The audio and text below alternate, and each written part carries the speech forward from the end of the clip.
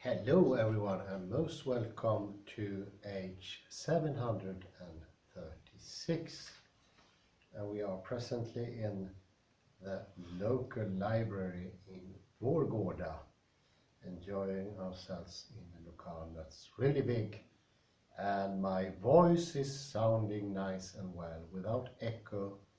The acoustics is fantastic here. I've been given a text by my dear colleague Kalle here, and he just sprang it on me, so I haven't had much time to prepare anything. I didn't even have any papers, so I have made marginal notes, and I don't know if I can read them. I'll give it a try. I will first generally mention, well, Kalle gave me a scientific text of some sort. It's a Greek paraphrase from the Bible, and this is getting looked upon, and there is a comment from a researcher called Jennifer Knust.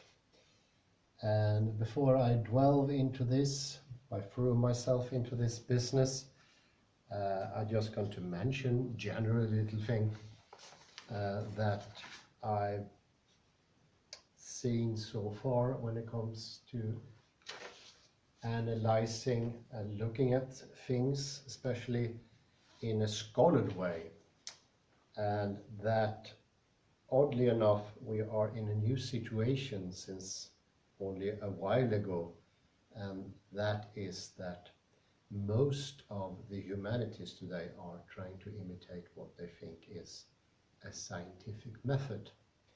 And that is looking at things from afar, or as Heidegger puts it, for handen. And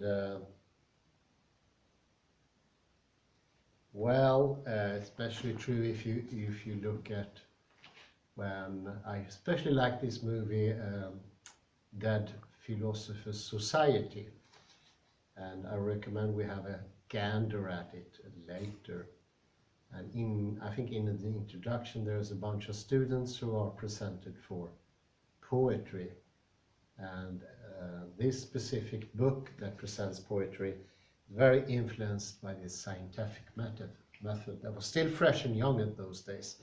I think it's supposed to be taking place in the late 40s, early 50s, somewhere there. It's a very good film.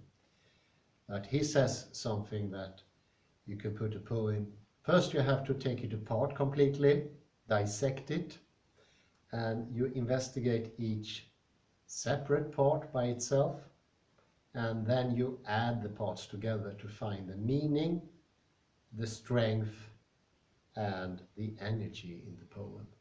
And he even made a diagram of the poem. And this is of course influenced by what people perceive to be science in those days. And that influence has become stronger and stronger. So in the business of knowledge today, there are very few exceptions. But the exception is being, oddly enough, science itself. There we never take the position of distancing. It's always very close by. It's in the experimentation, it's in the practicality. But I also discussed the idea with the professional musician Henrik, that he at music school here in Sweden learned to dissect music, and it felt awful. Well, of course, if you dissect a poem or music, take it apart, you kill it off.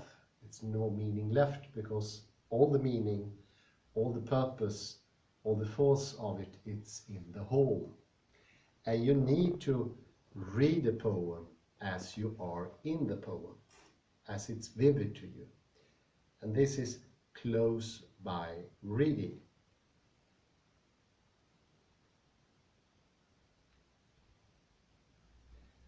So there's a tendency we want to make things distinct, same, all those traits that do not exist in reality, but you can get them if you look at something very far apart.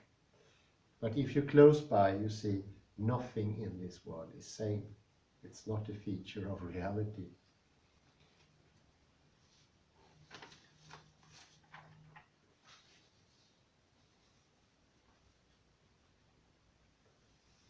So what does this do when you are trying to pinpoint a specific point in a text? This has, of course, never been done while reading a text properly. You don't take the words apart from the whole sentence. You don't take them away from the paragraph. You don't even take it away from the whole book. And it need also to be read as you believed it. That's the proper way of reading it. And this entered also when it came to Bible reading and theology, and became very, very strong in the mid-20s of the last century. And there is a saying from Uppsala: you could become an atheist by political means, but the most common way is to become a theologian. And the reason is, by distancing, we take the meaning, we take the sense out of it, and then you automatically are not part of it anymore.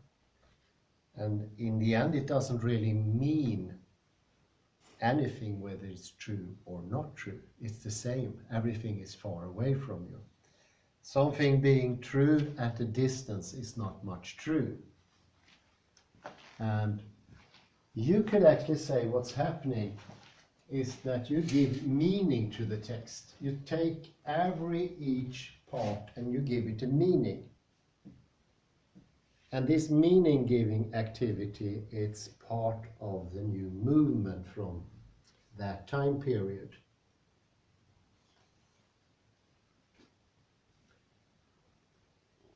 And there is a way of getting out of that, I would say. How do we do when we are too far away? Well, we get meanings, and meanings tend to play their own game. You can see meanings in this way, like a sort of small energy particles, and they play with each other, and they perform a sort of a theater. Meaning here, it's meaning here, and you compare the different words. It's a little bit like the Derridian expression difference. A difference makes the meaning, the difference in the sameness. First you have sameness, and then you can have difference. All those things you get from afar. You don't get that when you're in that. When your person is in the text, you read it as a whole. I don't read, the last book I was thinking about was Tolkien, The Ring. And I would never read it as it was not part of my life. I go into the book. It becomes real to me. I get absorbed by it. That's the way to read. And that's what they're doing in science today. But they're not doing it in the humanities. They get this meaning instead. Things have a certain meanings. And in the end, you get a full head of meanings. And Heidegger talks about that. It's almost like the words gets infected by meaning. And his way of getting around it, in a way that later became developed, and that is, well, in the sameness and the difference, all of a sudden words get meaning. A meaning that could be put under, for instance, erasure, or it could be crossed out to restore the text. And this is a helping tool. So you take something, I think it was this expression here. Yes. You can do as Heidegger did, you take it, cross it out. And that could help the reader not to see it as meaning. Restore the words to their true shape. Words are not meaning, they're something much more. They are a material process, something that is live for you. A meaning is more of things in the air, something that you construct from afar. And once you get stuck in the meaning, it will be in front of your eyes, and that would come first. It's very hard to get people from this mode of thinking. They tried actually in experiments. Tversky writes in her book that people who've been doing this sort of stuff for a long time, they actually have big problems understanding. And that we can see in their hand gestures, and also when they get put to tests to understand something, it doesn't come easily, because as I explained in 2 lectures ago, to understand something you have to take mostly the egocentric path. And that means that you put yourself in the position of believing in this, being in this, understanding in the way that you actually think it's true. And then you are in the text. It's not just meanings. Meanings are more general in a way, because everything on the distance becomes general, universalized, almost like a coin has a meaning. I just paid the nice librarian here 2 crowns. The 2 crowns symbolize something. They have a meaning. They could be translated to value, gold, some instances. So we give the words meaning, and we're no longer with the words, because a word is an expression. It has sounds. So what we do when we give words meaning, we sort of block them out, we take them away, and we give them a monetary unit, like a coin, 1 crown, and that's 1.5 crown, and you dim them out, because a word has a sound, especially these words, and they have a form, and the form is very, very important. Try to say something in a foreign language and you are completely off. You do not pronounce it the way. And even if the 1 crown and the 1.5 crown is there, it doesn't go through. Of course, Google Translator is very good at, usually very good. That usually fails too when it's important. It does fail when it comes to important text that really means something to people. Google is horrendous when it comes to translate poems. Kills them. And poems, of course, is the most important. And the odd thing, why would anybody want to treat these important texts as they were something we put into Google Translator? That could be okay when it comes to the instruction how to use a kitchen tool or how to repair your engine. It's not fair when it comes to something this important. Here you have to live it. And this had a specific pronunciation. And in the tremor of the voice, we know from phonetics, the information is stored. And that's tremendous. In one voice, in the chaotic system, we can have the equivalent of what a supercomputer can have. That is in the voice. And we possibly understand that this is not so reducible to only this meaning. It's much more. And of different reasons, we lost that understanding. Maybe this is a language we no longer speak. It's not taught anymore. It's ancient Greek.